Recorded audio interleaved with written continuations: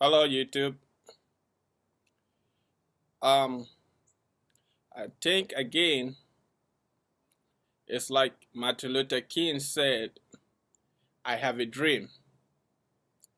And I think again that Africa, we don't need no military.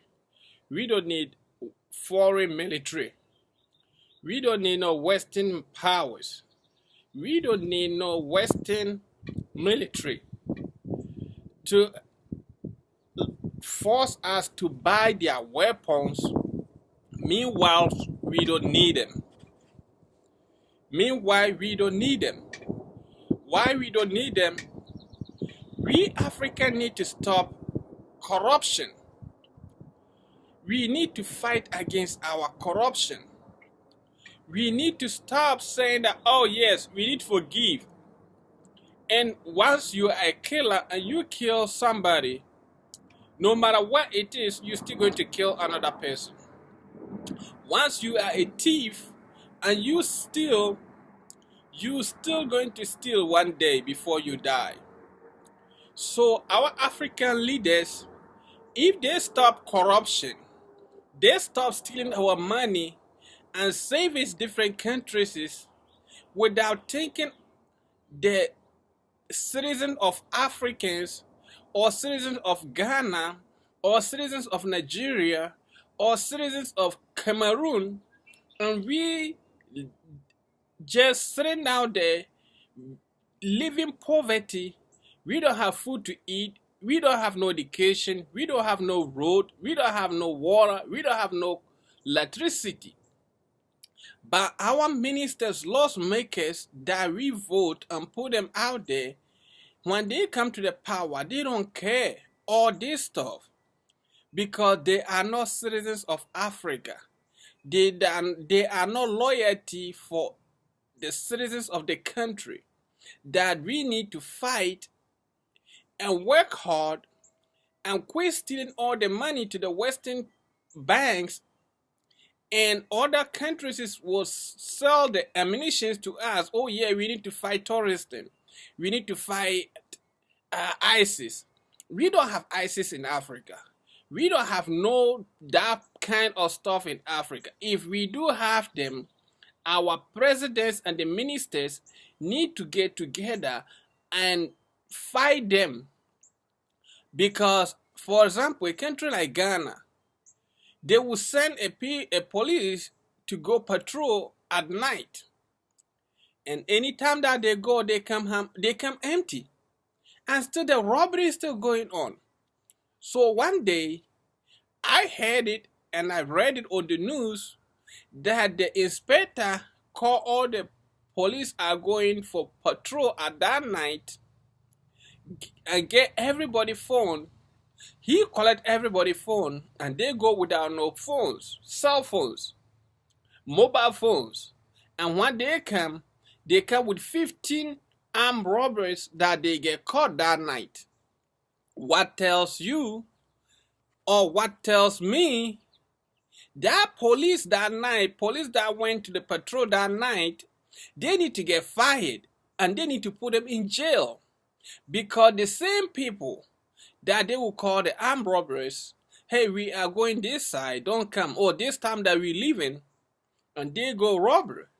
So Africa, we need to fight for our corruption. We need to punish people that disobey the law. We need to make our laws strong. We Africans countries need to get together and fight all the armed robberies, and the people don't want Africa to grow. People don't want Africa to be nowhere. People just think for their belly. People want to steal the whole African money and save a different country for just their wife and kids. We need to put them in jail. We need to get them out. When you commit the law or steal the money, you need to go. And it's not like just to go. We put you in jail and let you work for the hard labor to feel it. How the other people live in rural areas, villages, the way they live.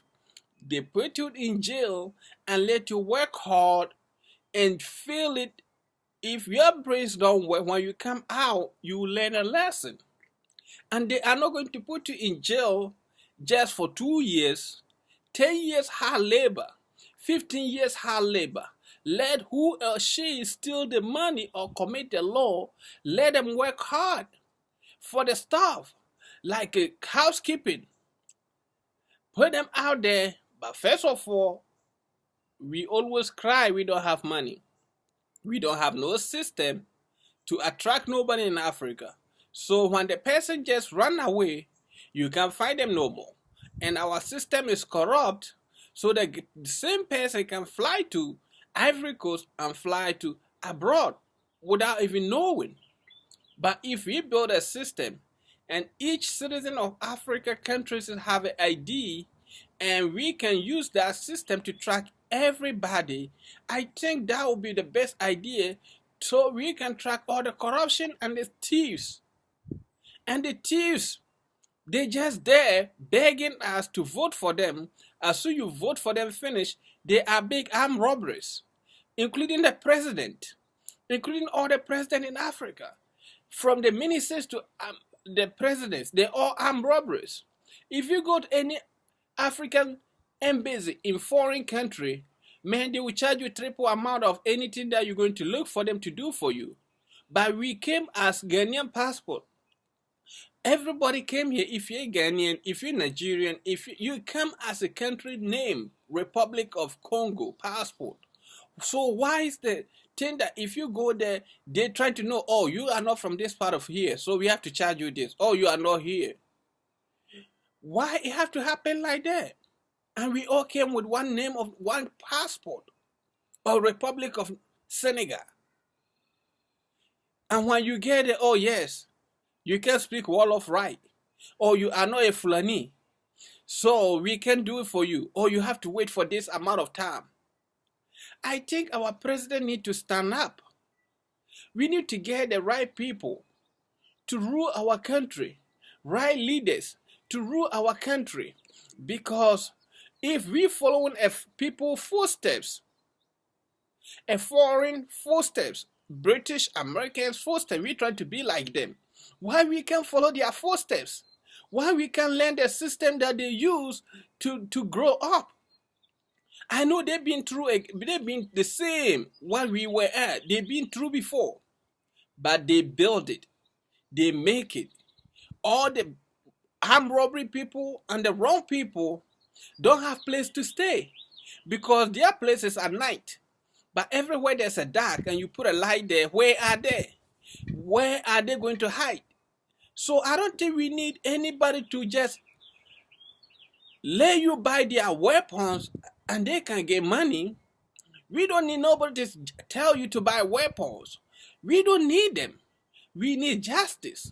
We need to fight for the corruption. We don't need all that because the person who asks you to buy their weapon won't do nothing for us. We need a job. If our leaders and the ministers stop stealing the money, we can get jobs in Africa. We can get companies. We can get people to work. We can put people to work because we don't have no road, no water, no electricity, including no warehouse, nothing. But we can build our country with all that and get factories. Let the factory works. Hire people. For example, let's say like we make stuff and sell it in Africa. Can we do that? Or we have to come here and buy stuff from America, food. And our land is fertile with fertilizer and everything, with greens and all the big forests. Why do we have to come here and buy food? Why do we have to go to British or China and buy rice? And we got all the land. And all they say, oh, we don't have money. Whoever say we don't have money, that's a lie. All the thieves in Africa and the armed robbery in Africa don't think about the future of Africa. We need to hand them. We need to hand them down because I know if your mom is corrupt, all the kids will be the corrupt too. So the president need to stand up and get a law that it won't favor nobody. It's nobody above the law. So why Africans that all the ministers is above the law? because we don't have a system. We are 2018.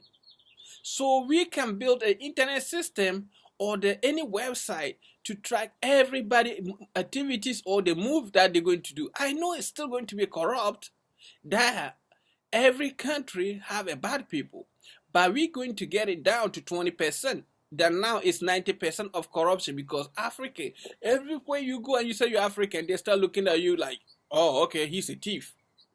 Oh, he's a liar. Yes, you can lie and do everything, but what about your people?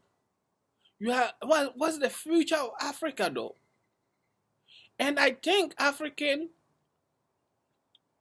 Education Board, they need to bring a law to educate the kids at school that are going to church and going to pray as a Muslim. It won't help Africa, because we are too much in it.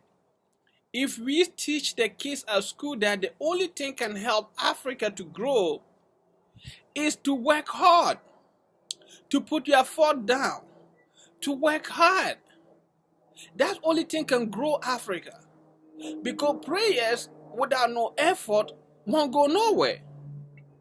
Prayers without no work won't go nowhere, because you cannot pray, sit home the whole year and pray and your rent will be paid. You need to work. We need to minimize that. We need to work hard than praying. We need to work hard than praying, because who gave you air to breathe? It's a universal. We were born and it is there for us to use. But use your brains. Your brains can do good and they can do bad. And whilst we are human beings, we can never be perfect. That's why we make mistakes and correct our mistakes. But it looks like the way we Africa believe stuff, think that there's a miracle coming from somewhere to help Africa. Whilst we don't work, whilst we are lazy, whilst our leaders are stealing the money, whilst our leaders don't help us. I think this church and Muslim stuff is there to bring Africa down. It's there for you to believe, not to work. But these people bring their own story to us. If we don't believe this story, or we believe their story, and what are they doing? Did the other colors just pray like the same way we pray the whole day? Go to church the same way we go to church the whole day? How did they build their country then? There is time for everything. We need to teach our kids that prayers won't do nothing for Africa. The only thing we'll do something for Africa to let us grow is work hard. It's work hard. But if we don't work hard, I don't think we can get nowhere. You can pray for 24/7, but 24/7 that you pray won't build your cell phone. It can build your car. It can make your road for you. It can do nothing. If the prayers will do something for us in Africa, then Africa will be the richest continent in the world, because the way we pray and the way we believe stuff. Oh, this your auntie is a witchcraft. Oh, your cousin is this. Oh, your dad have some voodoo and that's the one hunting you. We still have them here everywhere in the world. But we focused. They focus to work hard. They forget about them, that anything that you, a human being, put your hand into it, you can make effort. You cannot able to do it all, but you can do some. So your grandkids or the next generation to come can continue. And that's how they built this country. 100 years ago, Columbus wasn't like this. 100 years ago, New York wasn't like this. 50 years ago, China wasn't like this. 25 years ago, Italy wasn't like this. So that tells you they bring their own story. At the same time, they turn around and work hard. So what I'm telling Africa today is we need to stand up and work hard and fight for corruption. That's the first thing killing Africa. From the ministers, from the baby that they were born today, from the president. President, you are the commander-in-chief no matter what. You need to step down. Quit being corrupt. Quit being greedy and work hard. Tell your people, your ministers, that you are parliamentarians, that whoever would take money from Africa more than your paycheck, you going to jail. And jail the people, put them 20, 15 years hard labor. Let them work. Get people to watch them 24/7. As soon they get off work, put them back to jail. Early in the morning, let them work. Let the world see how you treat if you miscommit or you steal the money, African money. I hope if we do that in next 15, 20 years, Africa can be somewhere. Africa, we will have a fate. Africa, we will have a place to live. So don't let any other foreign government lie to you, buy our munitions. Oh, there's a this, there's a this. There's no place for a thief. The thieves, the ISIS, whatever they call them, they don't have no place in Africa. If we've been honest, if you are loyal to your country, if you love Africa, to work as a citizen of African, to for your generation to come, if you dare to use all your strength and your knowledge and everything to stand there as a citizen of African, I don't think all the thieves and armed robbery and everything won't be there, because the police will do their job, the military will do their job, the prime minister and ministers and parliamentarians will do their job. So where is the thieves? Where is the corruption going? Because if we all work together, we can get somewhere. We can make Africa as a heaven. So please, African leaders, it's not going for just Liberian president or Cameroon president or whoever president. I'm talking about Africa generation, Africa period. All the presidents stand up. They say Boko Haram. There's no place for Boko Haram. Boko Haram act at night. He's not man enough to work at daytime. If he's a man enough, wherever Boko Haram is hiding, if you put a light there, where is Boko Haram? Who is Boko Haram? We know that who is who. Every single day, we should quit acting fool and dumb and two faces. We too much stupid and dumb because you tell, oh, who is Boko Haram? Yes, of course, you know who is Boko Haram. At the same time, you live in two faces. At night, you are the minister. And at the night time, you are armed robbery. At the night time, you are a thief. At the night time, you are a killer. So at the same minister that you sitting down there, oh, we need to fight them, and you are the same person. So if we get caught or we get our homework right and clear them, fight them, the ministers that they will send the troops to go fight them, they will call them, hey, don't go there, these people are coming. But if we have a system to track them, that whoever make that call, you gotta go to jail or you get killed too. I think we don't have all these issues. Innocent kids, innocent people, they get kidnapped, do anything that they do to them that they don't want to. Force them to join a fake thing that never exists. Force them to believe that stuff that never exists. Force them to believe that stuff that don't have no move. How do you kidnap people and let them believe something that don't have, it never exists, or even exists, it don't have no meaning? Whoever bring that religion, they turn around and work and build their country. How the heck you believe on that without working? And you turn a thief. You are a thief. Whoever believe in it, being a pastor and preaching, they're all thieves. Because God don't have no place or any house or any mansion that, hey, if you were give me this money or give me this offering, if you have your keys and you raising your keys, what do? You make sure that you get everything that your kids need so they can be somebody future and you'll be proud. So if we are son of God, God have to take care of us. We don't have to go pray for God. You use your brain. Your brains can tell you what to do, what is good and what is wrong. But since we are human, we still have human errors. We still have mistakes. So that mistake don't have to continue. We should learn the people ahead of us. We should learn from them. We should take their footsteps. It's not like we be stupid, acting that we know everything, at the same time we don't have no brains. We don't use our brains.